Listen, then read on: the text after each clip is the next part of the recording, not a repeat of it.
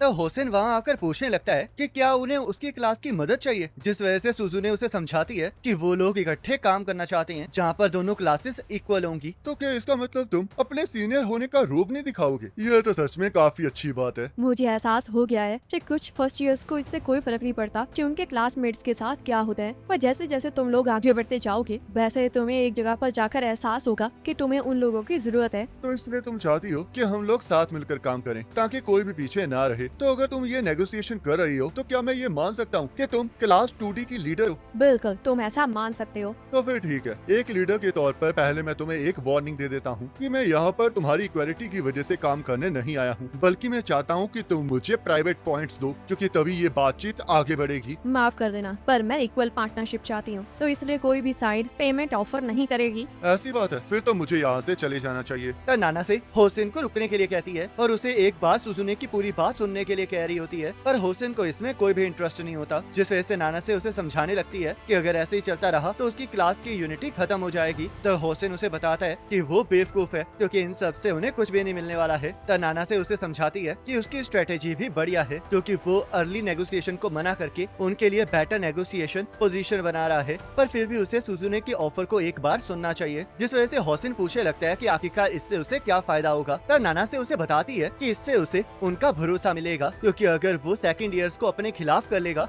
और आने वाले टाइम में ऐसा टेस्ट फिर से आएगा, तब चाहे वो लोग जितने मर्जी पॉइंट्स को ऑफर कर देंगे पर फिर भी पार्टनर्स नहीं बना पाएंगे। तुम्हें क्या लगता है, क्या मुझे पेनल्टी से डर लगता है? मुझे नहीं लगता कि पेनल्टी से कुछ प्रॉब्लम होने वाली है, पर एक बात सोच के देखो कि अगर तुम्हें एक ऐसा पार्टनर मिल जाए जो कि अपनी मर्जी से अपने पॉइंट्स को कम कर दे, फिर तो तुम एक्सपेल्शन को अवॉइड नहीं कर पाओगे। क्या तुम्हें सच में लगता है कि यहाँ पर कोई ऐसा पर्सन है जिसके अंदर इतनी हिम्मत है कि वो मुझे एक्सपेल करवाने के लिए अपने आप को भी एक्सपेल करवाने के लिए तैयार हो? तो नाना से प्रोटेक्शन पॉइंट्स के बारे में सुजुने से पूछने लगती है, जिस वजह से सुजुने बताती है कि प्रोटेक्शन पॉइंट से एक टाइम के लिए एक्सपेल्शन को रोका जा सकता है। तो इसलिए अगर होसेन किसी ऐसे पर्सन के साथ पार्टनर बन जाएगा जिसके पास प्रोटेक्शन पॉइंट्स होंगे तो उसे एक्सपेल होने का भी कोई डर नहीं होगा। तो इसलिए होसिन, मैं चाहती हूँ कि हम लोग भरोसे का एक रिलेशन बनाएं ताकि ऐसी सिचुएशन आए ही ना। अब मुझे समझ में आया, तो तुम लोगों ने एक ऐसा रास्ता ढूंढ लिया है जिससे मैं डर सकता हूँ, पर माफ कर देना क्योंकि ये भी मुझ पर काम नहीं करेगा, जिस वजह से मैं इक्वल पार्टनरशिप तो कभी नहीं करूंगा। तो आखिरकार तुम करना क्या चाहते हो, क्योंकि मैं तो अपने प्रपोजल को नहीं बदलने वाली। इतना तो मुझे तुम्हारी बातों से समझ में आ गया है, पर मुझे नहीं लगता कि हम लोग कभी भी इक्वल हो सकते हैं। अगर तुम्हें इतना ही यकीन है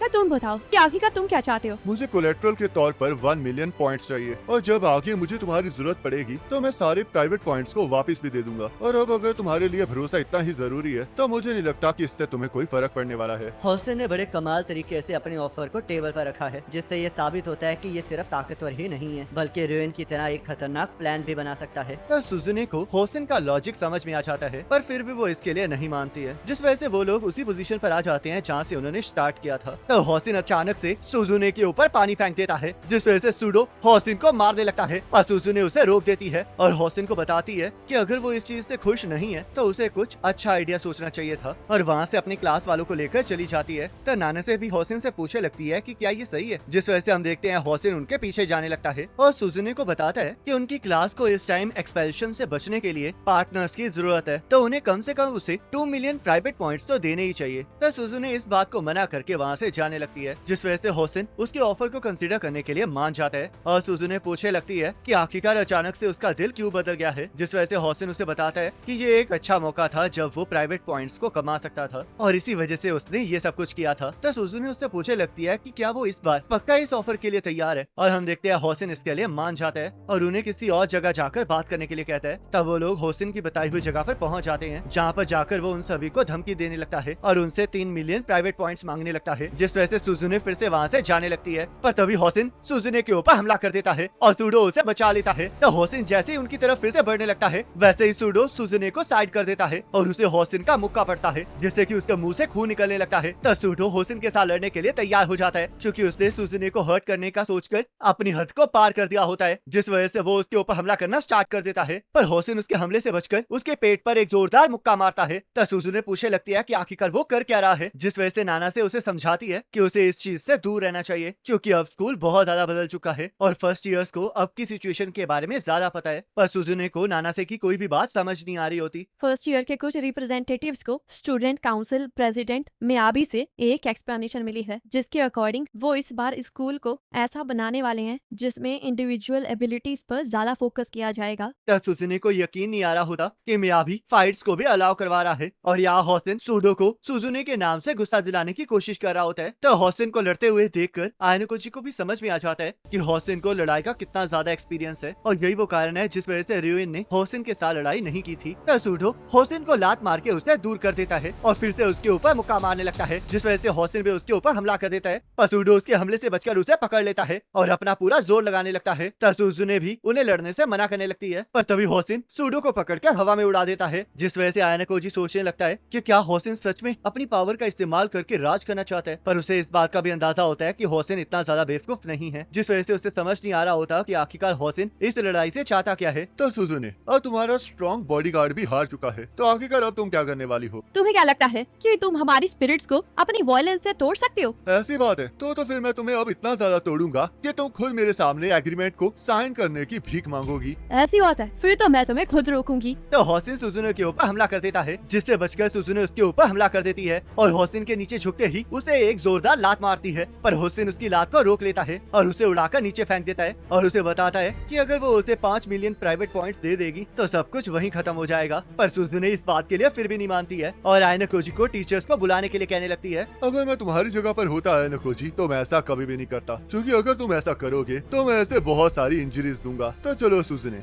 और मैं तुम्हें लास्ट चांस देता हूँ, मेरी टर्म्स को मानकर मुझे पॉइंट्स दे दो, नहीं तो मैं आयनोकोजी को मार डालूंगा, क्योंकि ये सब कुछ करने के बाद तो मुझे पॉइंट्स मिल ही जाएंगे। तो होसिन जैसे ही आयनोकोजी की तरफ बढ़ने लगता है वैसे ही नाना से बीच में आ जाती है और उसे बताती है कि वो उसके मेथड को बिल्कुल भी एक्सेप्ट नहीं कर सकती, जिस वजह से होसिन उसे पीछे हटने के लिए कहता है। माफ कर देना सुजुने दीदी, क्योंकि आप कभी भी होसिन के साथ एग्रीमेंट नहीं बना सकते थे। आपने इस अलायंस के बारे में इसलिए सोचा क्योंकि होसिन ने आपसे कुछ बातें की थी और वो सब कुछ आप लोगों को यहाँ पर लाने के लिए था। अपनी बकवास बंद करो नाना से, क्योंकि अगर मैं यहाँ पर आयनोकोजी को मार डालूंगा तो हमारी क्लास को बहुत सारे प्राइवेट पॉइंट्स मिलेंगे। तुम्हें भी पता है ना कि हमने यहाँ तक पहुँचने के लिए कितनी मेहनत की है। हाँ मुझे पता है, पर मैंने अभी भी ये तय नहीं किया है कि आयनोकोजी भैया ऐसे टारगेट बनने के लायक है भी या नहीं। क्या तुम्हें सच में लगता है कि मुझे इससे फर्क पड़ता है कि तुम क्या सोच रही हो? और हाँ, अगर तुम मुझे रोकने ही वाली हो तो मेरे रास्ते से हट जाओ। तो चलो फिर आयनोकोजी, अब मरने के लिए तैयार हो जाओ। तो होसिन आयनोकोजी के ऊपर चाकू से हमला कर देता है, पर आयनोकोजी उस चाकू को अपने हाथ के आर पार करके रोक लेता है, जिसे देखकर होसिन भी हैरान हो जाता है। ये नाइफ वही नाइफ है जिसे मैंने खरीदा था। आखिरकार तुम कहना क्या चाह रहे हो? तुम यहाँ पर इस वजह से आए ताकि तुम फाइट को बढ़ा सको, जिससे कि मैं अपने क्लासमेट को हर्ट हुआ देखकर तुम पर अपने चाकू से हमला कर दूं। तो तुम यही चाहते थे ना? पर जब तुम्हें कभी किसी के ऊपर चाकू से हमला करना होता है तब तुम चाकू को ऐसे नहीं पकड़ते हो और ऊपर से तुमने ब्लेड को अपसाइड डाउन किया हुआ है ताकि ऐसा लगे कि मैंने तुम्हें स्टैब किया है। इतना सब कुछ जानने के बाद क्या तुम पागल हो जो मुझे अपने आप को स्टैब करने दे रहे हो? तुम्हें रोकने के लिए ये करना जरूरी था और ऊपर से तुम भी तो ऐसा ही करना चाह रहे थे, क्योंकि इसके बाद तुम भी बहुत ज्यादा जख्मी होने वाले थे। और अगर तुम ऐसा करने के लिए तैयार हो तो मुझे लगता है कि फर्स्ट ईयर क्लास के कुछ मेंबर्स के बीच में एक अलग तरह का ही टेस्ट चल रहा है और उसका मकसद मुझे एक्सपेल करवाना है। आखिरकार तुम्हें कैसे पता कि ये नाइफ तुम्हारा है? मैंने भी अपनी साइड से कुछ इन्वेस्टिगेशंस की हैं, जिससे कि मुझे पता चला है कि कल तक इस नाइफ को सिर्फ मैंने ही खरीदा है। आखिरकार तुम्हें ये सब कुछ कैसे पता है?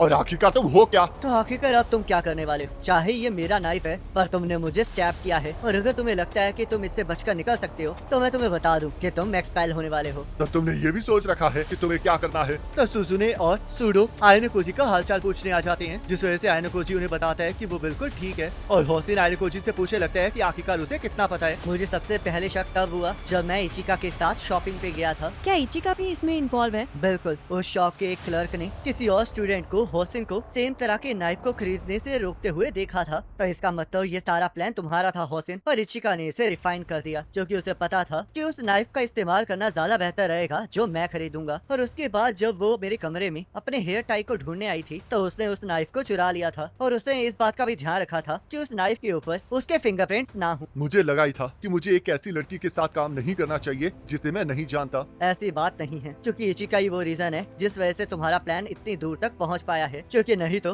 तुम बहुत पहले ही पकड़े जाते। तो होसिन, मैं इस बारे में किसी को नहीं बताऊंगा, पर इसके बदले में मेरी 2 रिक्वेस्टें हैं। पहली तो ये कि हम दोनों की क्लास डीज इक्वल अलायंस बनाए और दूसरा ये कि आने वाले टेस्ट में तुम मेरे पार्टनर बनो। होसिन मेरा आइडियल पार्टनर है, क्योंकि अगर ये व्हाइट रूम का स्टूडेंट होता तो ये अपनी तरफ इतनी अटेंशन अट्रैक्ट कभी भी नहीं करता। तो होसिन आयनोकोजी की बातों को मानने के लिए तैयार हो जाता है, क्योंकि आज तक वो ऐसे किसी बंदे के साथ नहीं उलझा होता है जो कि उसे इतना ज्यादा एक्साइटेड कर सके और उसे समझ में आ गया होता है कि आयनोकोजी को उसे अपने मुक्कों से मारने में बिल्कुल भी मजा नहीं आएगा, जिस वजह से वो कुछ ना कुछ करके आयना कोजी को जान से मार के रहेगा। तब नानासे और सुजुने के बीच में इक्वल अलायंस बन जाती है, जिस वजह से सभी लोगों को पार्टनर मिल जाते हैं और वो स्पेशल टेस्ट बिना किसी इशू के हो जाता है। तब हम देखते हैं जब उस टेस्ट का रिजल्ट आता है तब सभी लोग बहुत ज्यादा हैरान हो जाते हैं, क्योंकि इस बार फर्स्ट आयना कोजी आया होता है। तब सुजुने भी इस बात को मान लेती है कि आयना कोजी उससे बेहतर है और वो नानासे के बारे में आयना कोजी से बात करना चाह रही होती है, क्योंकि हमें पता चलता है कि आयना कोजी को एक्सपेल करने वाला प्लान अभी भी एक्टिव होता है, क्योंकि फर्स्ट ईयर को जो स्पेशल टेस्ट मिला होता है उसके अकॉर्डिंग अगर कोई भी स्टूडेंट आयना कोजी को एक्सपेल करवाएगा तो उसे 20 मिलियन प्राइवेट पॉइंट्स मिलेंगे। तो सुजुने नानासे से पूछने लगती है कि आखिरकार इसे इशू किसने किया है, पर नानासे इसके बारे में कुछ भी नहीं बताती है और आयना कोजी को फर्स्ट ईयर से बचने की एडवाइस देती है। तो सुजुने अभी भी नानासे से सब कुछ जानने की कोशिश कर रही होती है, पर आयना कोजी उसे समझाता है कि इसकी कोई भी जरूरत नहीं है, क्योंकि नानासे ने जितना उन्हें बताना था वो उतना बता चुकी है। तब नानासे उन्हें ये क्लियर कर देती है कि उसने होसिन की मदद इस वजह से की थी क्योंकि उसे भी नहीं लगता है कि आयना कोजी इस स्कूल के वर्दी है। तो यहाँ सुजुने को इसी बात की चिंता होती है, जिस वजह से वो आयना कोजी से इस बारे में बात करना चाह रही होती है, पर तभी उनकी होम रूम टीचर वहाँ पर आ जाती है, जो कि आयना कोजी को बताती है कि डायरेक्टर सुकीशिरो उससे मिलना चाहता है, जिस वजह से आयना कोजी वहाँ पर चला जाता है और डायरेक्टर पूछने लगता है कि क्या उसने पता कर लिया कि व्हाइट रूम से वहाँ पर कौन सा स्टूडेंट भेजा गया है। मुझे अभी तक इस बारे में कुछ पता नहीं चला है। तुम तो बहुत जल्दी इस बात के लिए मान गए। मैं ऐसी डिक्लेरेशंस नहीं करता हूँ जिसके बारे में मैं श्योर ना हूँ। ऐसी बात है, तो अगर तुम उस स्टूडेंट के बारे में पता नहीं लगा पाई हो तो इसका मतलब वो काफी अच्छे से स्कूल के एनवायरनमेंट में घुल गया है। बिल्कुल सही कहा, क्योंकि मैंने अभी तक किसी भी व्हाइट रूम स्टूडेंट की यूनिक प्रेजेंस महसूस नहीं की है। ऐसा तो होना ही था, क्योंकि उन्हें 5 महीने की ट्रेनिंग दी गई है ताकि वो हाई स्कूल स्टूडेंट्स के साथ परफेक्टली ब्लेंड हो सके, और क्योंकि अब तक तुम भी उसे नहीं ढूंढ पाए हो तो मैं इसे हमारी विक्ट्री मानूंगा, तो इसलिए अब तुम यहाँ से जा सकते हो। तो क्या तुम्हें उनके साथ कोई प्रॉब्लम हुई है? आखिरकार तुम्हें ऐसा क्यों लग रहा है? चाहते हो कि व्हाइट रूम का स्टूडेंट मुझे एक्सपेल करवा दे, पर उसने अभी तक ऐसा कुछ भी नहीं किया है, जिसका मतलब वो तुम्हारे प्लान के अकॉर्डिंग नहीं चल रहा है। सही कहा, क्योंकि जो मैंने प्लान बनाया था उस स्टूडेंट ने उसे तो पूरी तरह से इग्नोर ही कर दिया है, तो इसलिए थोड़ा ध्यान रखना है ना कोजी, क्योंकि व्हाइट रूम स्टूडेंट को यहाँ पर लाना मेरा डिसीजन नहीं था, तो इसलिए इसके बहुत ज्यादा हाई चांसेस हैं कि हायर अप कुछ प्लान कर रहे हैं, और अगर वो स्टूडेंट तुम्हारे फादर के ऑर्डर्स को भी नहीं मान रहा है तो एक दिन ऐसा जरूर आएगा जब तुम भी ये दुआ करोगे कि काश तुम एक्सपेल हो गए होते। व्हाइट रूम मास्टरपीसेस को तुमसे बहुत ज्यादा जेलसी फील होती है और तुमसे बहुत ज्यादा नफरत भी करते हैं, तो एक बार सोच के देखो